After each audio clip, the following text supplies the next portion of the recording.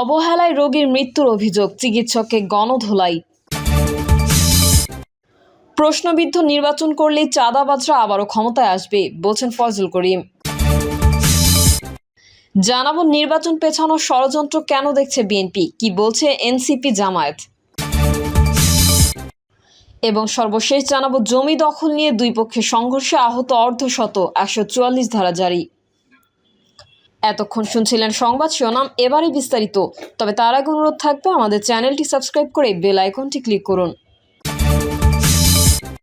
অবহেলায় রোগীর মৃত্যুর অভিযোগ, চিকিৎসককে গণধোলাই।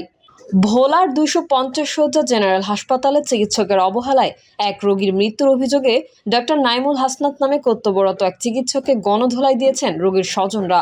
সরেজমিনে দেখা যায়, ভোলা সদর মডেল থানার ভারপ্রাপ্ত কর্মকর্তা আবু শাহাদাত মোহাম্মদ হাসনাইন পারভেজ সহ পুলিশের একটা টিমের সঙ্গে অভিযুক্ত চিকিৎসক হাসপাতালের ভেতর থেকে বের হচ্ছিলেন। এ সময় রোগীর বিক্ষুব্ধ স্বজনরা পুলিশকে উপেক্ষা করে ওই চিকিৎসককে এলোপাথারি মারধর করতে থাকেন। পরে দ্রুত পুলিশের গাড়িতে উঠিয়ে ওই চিকিৎসককে নিয়ে হাসপাতাল প্রাঙ্গণ ত্যাগ করে পুলিশ। এর আগে হাসপাতালের ভেতরে রোগীর স্বজনরা প্রায় 1.5 ঘন্টা অবরুদ্ধ করে রাখেন ওই চিকিৎসককে। রোগীর স্বজনরা অভিযোগ করে বলেন, ভোলা সদর উপজেলার ধনিয়া ইউনিয়নের 8 নম্বর ওয়ার্ডের বাসিন্দা ব্যবসায়ী মোহাম্মদ মাকসুদুর রহমান শুক্রবার দুপুরে অসুস্থ হয়ে পড়লে তাকে চিকিৎসকরা জেলা সদর হাসপাতালের জরুরি বিভাগে আনা হয়।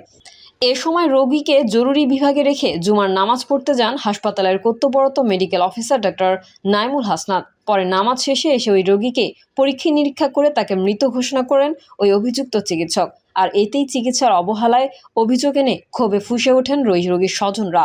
এরপর তারা হাসপাতালের ভেতরে ও বাইরে বিক্ষোভ করেন এবং ওই চিকিৎসককে অবরুদ্ধ করে রাখেন। পরে পুলিশের সঙ্গে হাসপাতাল ত্যাগ করার সময় চিকিৎসককে হাসপাতালের প্রধান ফটকের সামনেই গণধোলাই দেন স্বজনরা। প্রশ্নবিদ্ধ নির্বাচন করলেই চাঁদাবাজরা আবারও ক্ষমতায় আসবে, বলছেন ফয়জুল করিম। ইসলামী আন্দোলনের সিনিয়র নায়েবে আমির মুফতি সৈয়দ মোহাম্মদ ফয়জুল করিম বলেছেন, চাঁদাবাজির জন্য আমরা আন্দোলন করি না, যারা চাঁদাবাজি করে তাদের আর ক্ষমতায় আনা যাবে না। প্রশ্নবিদ্ধ কোনো নির্বাচন করলেই চাঁদাবাজরা আবারও ক্ষমতায় আসবে। ফয়জুল করিম আরও বলেন, ইউনূস সরকার নির্বাচনকালীন সময়ে প্রয়োজনীয় সংস্কার না করে যদি নির্বাচন আয়োজন করে তবে সেটি হবে প্রশ্নবিদ্ধ নির্বাচন। প্রশ্নবিদ্ধ কোনো নির্বাচন করলেই চাঁদাবাজরা আবারও ক্ষমতায় আসবে। আগে তাই সংস্কার শেষ করে স্থানীয় নির্বাচন দিতে হবে, পরে হবে জাতীয় নির্বাচন। তিনি বলেন, বিএনপি থেকে শুরু করে আওয়ামী লীগ সরকার পর্যন্ত বাংলাদেশ 5 বার দুর্নীতির চ্যাম্পিয়ন হয়। চাঁদাবাজ ও দুর্নীতিবাজদের দেশ চলে না। আমাদের দরকার সৎ, ইমানদার ও দেশপ্রেমিক নেতৃত্ব, যারা দেশের কল্যাণে কাজ করবে, জনগণের পাশে থাকবে। ইসলামী আন্দোলন বাংলাদেশ এমন নেতৃত্ব গঠনে কাজ করে যাচ্ছে। নির্বাচন পেছানোর ষড়যন্ত্র কেন দেখছে বিএনপি, কি বলছে এনসিপি জামায়াত। নির্বাচন নিয়ে রাজনীতিতে চলছে নানা গুঞ্জন। সামাজিক যোগাযোগ মাধ্যম থেকে শুরু করে রাজনীতির মাঠ সর্বত্রই এখন প্রশ্ন, নির্বাচন শেষ পর্যন্ত হবে তো, হলে কবে হবে। যদিও অন্তর্বর্তীকালীন সরকার বলছে নির্বাচন হবে আগামী ডিসেম্বর থেকে জুনের মধ্যে। জামায়াত ইসলামী, জাতীয় নাগরিক পার্টি বা এনসিপি, ইসলামী আন্দোলন সহ বিভিন্ন দল সরকারের অবস্থানকে সমর্থন করছে। তবে ডিসেম্বরে নির্বাচন চায় বিএনপি।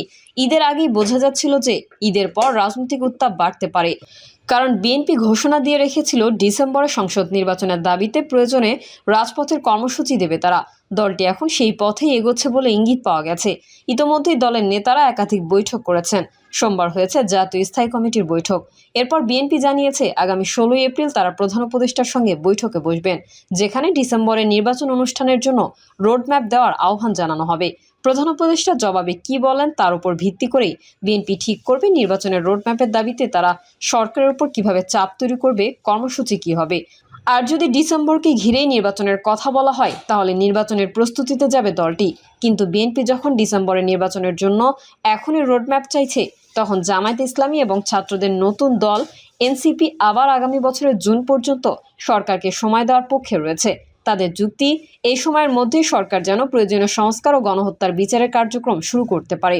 রোডম্যাপ দিতে বাধা কোথায়, প্রশ্ন বিএনপির। গত 5ই আগস্ট ছাত্র জনতার অভ্যুত্থানে শেখ হাসিনার দেশ ছেড়ে পালানোর পর 8ই আগস্ট দায়িত্ব নেয় অন্তর্বর্তী সরকার। সেই সরকারের প্রধান উপদেষ্টা হন অধ্যাপক মোহাম্মদ ইউনূস। বিএনপি শুরু থেকেই দ্রুততম সময়ের মধ্যে জাতীয় সংসদ নির্বাচনের আহ্বান জানিয়ে আসছে। পরে নতুন বছরের শুরুতে বিএনপি নেতারা আগামী জুলাই আগস্টের মধ্যেও নির্বাচন অনুষ্ঠান সম্ভব এমন কথা বলে আসছিলেন। তবে দলটি আরেকটু পিছিয়ে ডিসেম্বরের মধ্যে নির্বাচনের আহ্বান জানিয়েছে। অন্যদিকে সরকার বলছে সংস্কারের কথা। সংস্কারের জন্য গঠিত বিভিন্ন কমিশনের রিপোর্ট হাতে পাওয়ার পর সরকার জাতীয় ঐকমত্য কমিশন গঠন করে। অন্তর্বর্তীকালীন সরকারের প্রধান উপদেষ্টা ইতোমধ্যেই জানিয়েছেন, বড় ধরনের সংস্কার করতে হলে নির্বাচন আগামী বছরের জুনে হতে পারে, আর ছোট আকারে সংস্কার হলে নির্বাচন হতে পারে ডিসেম্বরে। কিন্তু সংস্কারের জন্য ডিসেম্বরের পরে নির্বাচনের আয়োজনের বিরোধী বিএনপি। মাননীয় প্রধান উপদেষ্টা বড় সংস্কার আর ছোট সংস্কার বলতে কি বোঝেন সেটা তো আমরা বুঝি না। কোনো সংস্কারই ছোট বা বড় নয়। আমরা বলেছিলাম নির্বাচনমুখী যে সকল সংস্কার সেগুলো শেষ করে নির্বাচন দিয়ে দিন। কিন্তু এখন বড় সংস্কার বলতে উনি কি বোঝাচ্ছেন সেটা পরিষ্কার করতে হবে। যদি উনি সংবিধান সংস্কারকে বড় সংস্কার মনে করেন তাহলে সেটা আমাদেরকে বলতে হবে। সংবিধান সংস্কার তো জাতীয় সংসদ ছাড়া হবে না, বলেছিলেন বিএনপি স্থায়ী কমিটির সদস্য সালাউদ্দিন আহমেদ। তার মতে সংস্কারের জন্য সময় ক্ষেপণ করার কোনো যৌক্তিকতা নেই। দেখেন, সংবিধান সংস্কার ছাড়া এর বাইরে আর এমন কোনো সংস্কার প্রস্তাব নেই যেটা জাতীয় ঐকমত্যের ভিত্তিতে গৃহীত হলে 1 থেকে 1.5 মাসের বেশি সময় লাগবে। আমাদের বক্তব্য হচ্ছে, এখানে সংবিধান সংশোধনের যেসব বিষয়ে জাতীয় ঐকমত্য তৈরি হবে সেসব বিষয় চিহ্নিত করে একটা চার্টার করাই যায়। পরবর্তী নির্বাচিত সংসদ সেটা বাস্তবায়ন করবে। এর জন্য নির্বাচন পেছানোর তো দরকার নেই।